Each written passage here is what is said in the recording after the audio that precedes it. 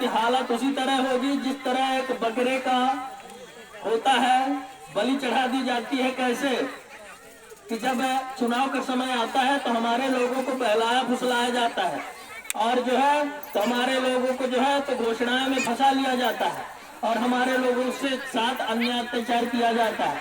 हमारे लोग जो है तो उन्हीं की सरकार भी बना देते हैं। मैं आपसे बताना चाहता हूँ एक उदाहरण छोटा सा, कि ऐसे ही एक अखाड़ा होता है, और उस अखाड़े में दो पहलवान आते हैं, और उसमें ये इनाम होता है कि जो पहलवान जीतेगा उसको बकरा इनाम दिया जाएगा।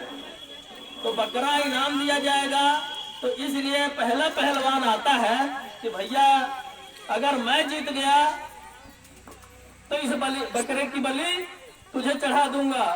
और दूसरा भी पहलवान आया तो कहता है देवी मां, अगर मैं जीत गया तो इस बकरे की बलि तुझे चढ़ा दूंगा। तो बकरा मन ही मन कहता है कि भैया चाहे तू जीते चाहे ये जीते, बलि तो मेरी ही चढ़नी है। कहने का मतलब मेरे दोस्तों को, चाहे भाजपा जीते चाहे कांग्रेस जीते, बलि से बहुजन समाज की चढ़नी।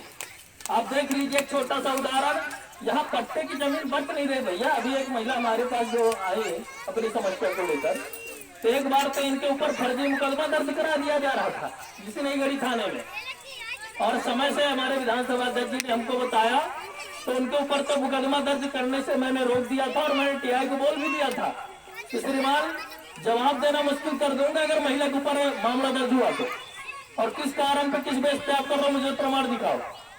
तो फिर उस बंदे ने प्रमाण नहीं दिखाया, ना फिर FIR किया, और मैंने बोल दिया था कि फिर कल संभालना, फिर जो मैं करूंगा। तो FIR तो नहीं हुई। अभी मुझे आज पता चल रहा है कि उनका मकान गिराया जा रहा है। तो मैं यहाँ से आप सबके सामने ये बता रहा हूँ कि अगर बिना प्रमाण के अगर इलीगल कार्रवाई तहसीलदार भी कर रहे होंगे, तो बता रहा हूँ कि उनका नई गढ़ी में रहना मुश्किल कर दूंगा, और आप सब लोग ये देखेंगे।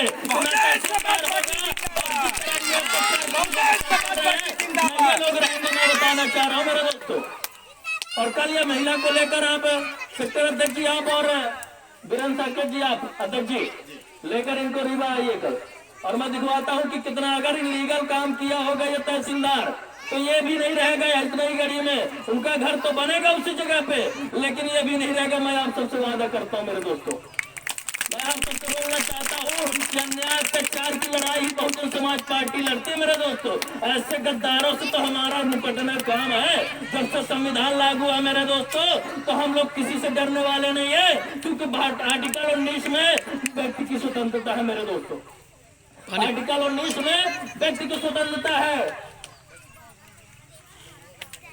और मैं आप सबको बताना चाहता हूं कि जब तक हर व्यक्ति को अपनी बात रखने की आजादी है मेरे दोस्तों, और जिस तरह ये अब सब तो बोलते हैं, तो उनको भी मैं बताना चाहता हूं मेरे दोस्तों कि आप सब इस बात को नोट कर ले कि अगर हमारे समाज को किसी ने अपमानित किया, किसी ने जातिगत अपमानित किया, किसी ने परेशान किया, तो आर्टिकल 17 में यह व्यवस्था है कि अस्पृश्यता का अधिकार आपको दिया गया है। अगर कोई आपसे छुआछूत भेदभावना करता है तो उसके ऊपर SC एक्ट के तहत कार्रवाई होगी, और उसकी जमानत नहीं होगी मेरे दोस्तों।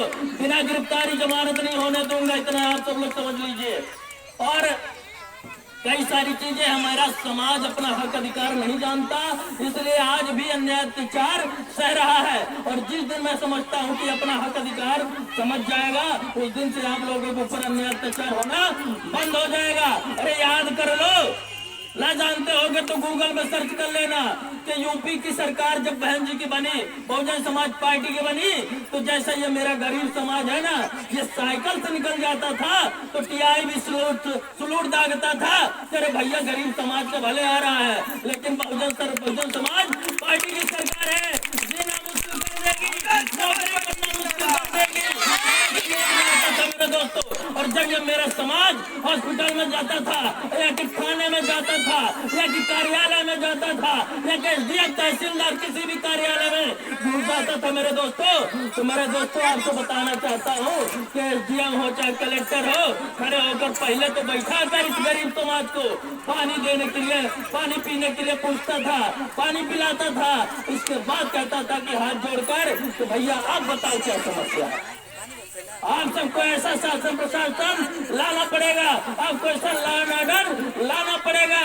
और ये सब कब संभव होगा? जब बहुजन समाज पार्टी के मध्य प्रदेश में सरकार होगी। ये नकली मामा कंस मामा शिवराज सिंह चौहान को इस मध्य प्रदेश से उखाड़ कर फेंकना होगा, तब जाके मेरे समाज के लोगों को न्याय मिल पाएगा, मैं समझता हूँ मेरे दोस्तों। और आप सबको बताना चाहता हूँ कि समय बहुत नजदीक है, आजादी कुर्बानी मांगती है।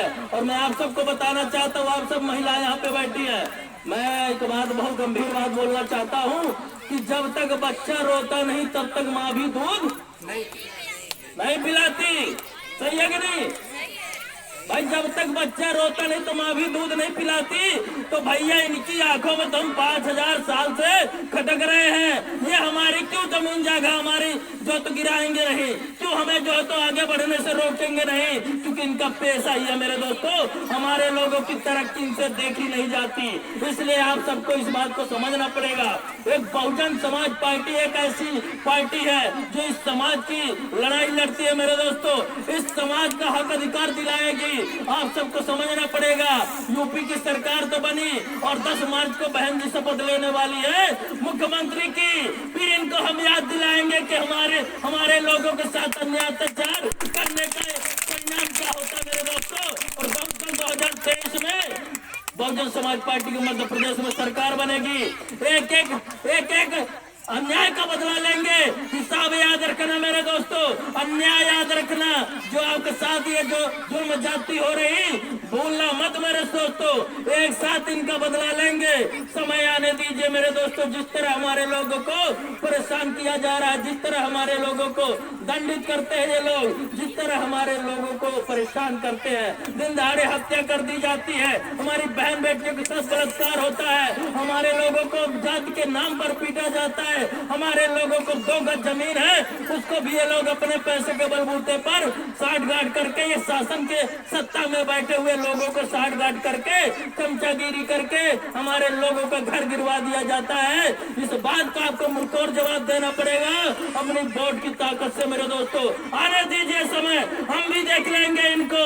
जब हमारी सरकार बनेगी मेरे दोस्तों, तो ये मैं वादा करता हूँ आपसे कि बहन जी ने जिस तरह उत्तर प्रदेश में 5-5 एकड़ जमीन मेरे इस गरीब समाज को पट्टा सहित दिया था, उसी तरह मध्य प्रदेश में भी पट्टा दिया जाएगा 5-5 एकड़ का।